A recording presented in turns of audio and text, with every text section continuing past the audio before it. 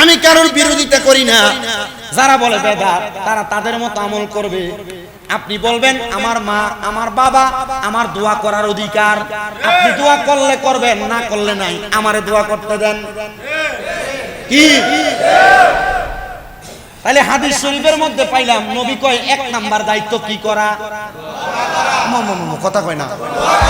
আচ্ছা, এবার আপনারা বলেন, খাটরা আহমেদিয়া জামে মসজিদে পবিত্র ঈদে মিলাদুন নবীর মাহফিল, আপনারা সবাই কি খুশি না বেজার?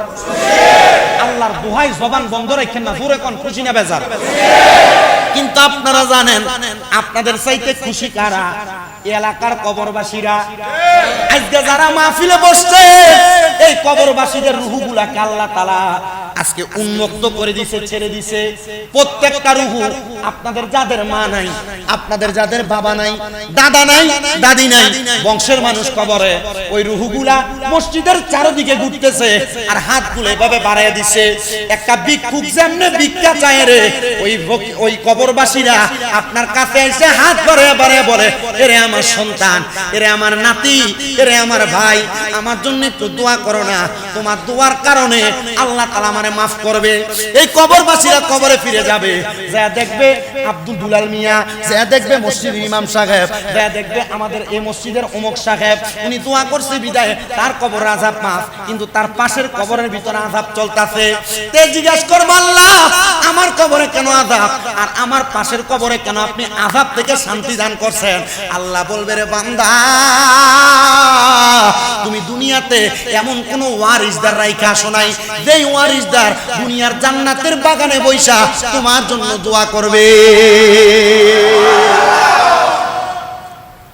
এমন একটা ওয়ারিসদার আপনি দুনিয়াতে রাইখা যাবেন, এমন একটা সন্তান আপনি রাইখা যাবেন, এমন একটা নাতি রাইখা যাবেন যেটা আপনার জন্য দোয়া করবে। আমার নানা জান ইন্তেকাল করছে, আমার নানা জানকে হজ করাইছে, উমরা হজ। আমার নানা আমারে কইছে, নাতি রে কিছু তো চাই না, ইয়া তুই যদি পারস তোর লগে আমার শাহজালালের মাজার একবার লয়ে যাইস আর আমি মরার পর আমার জানাজাটা পড়াইস।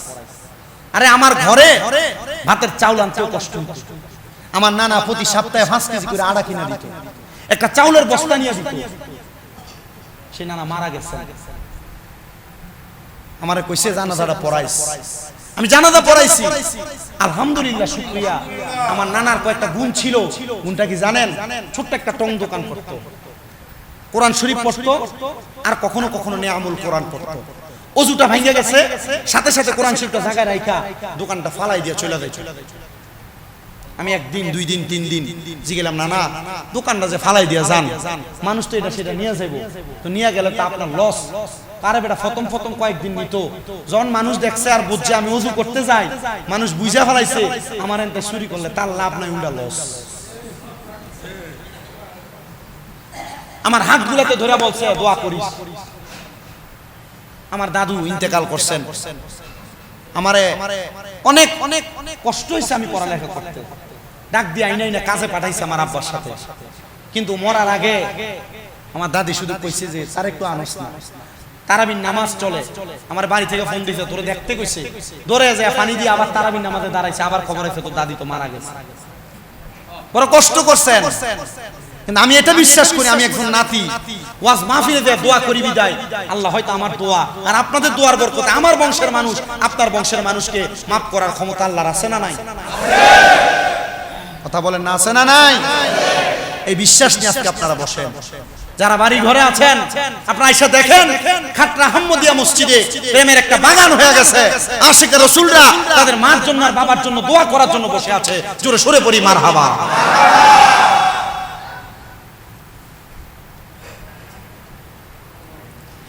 আল্লাহর নবীর সাহাবায়ে কেরাম প্রশ্ন করে, ইয়া রাসূলুল্লাহ, মা বাবা মারা যাওয়ার পরে কোনো দায়িত্ব আছে কিনা? নবী আমার কয় 1 নাম্বার দায়িত্ব আসসালাতু আলাইহিমা, মা বাবার জন্য দোয়া করা। 2 নাম্বার আল ইস্তিগফারু লাহুমা, আম্মা আব্বার জন্য ক্ষমা প্রার্থনা করা। মৌলভী সাহেবরা ফতোয়া দেয় 4 দিন না করা 40 করা মানুষের খাওয়ানো এটা জায়েজ নাই। এই ফতোয়াগুলা দেয় মৌলভী সাহেব জানে না 4 দিন না 40 মধ্যে যে কোরআন খতম করা হয়, যে খতমে তাহলিল করা হয় এবং লা ইলাহা ইল্লা আনতা সুবহানাকা ইন্নী কুনতু মিনাজ জালিমিন বলে খতম করা হয়, কুল খতম করা হয়, এটার মাধ্যমে দোয়া করা হয় আল্লাহ এই খতমের উসিলায় আপনি তার মারে আর বাপরে মাফ করে দেন।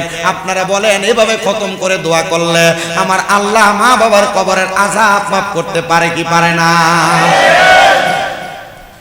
এরা ফতোয়া দিচ্ছে 4 দিনের খানা করানো যায়, 40 খানা করানো যায়।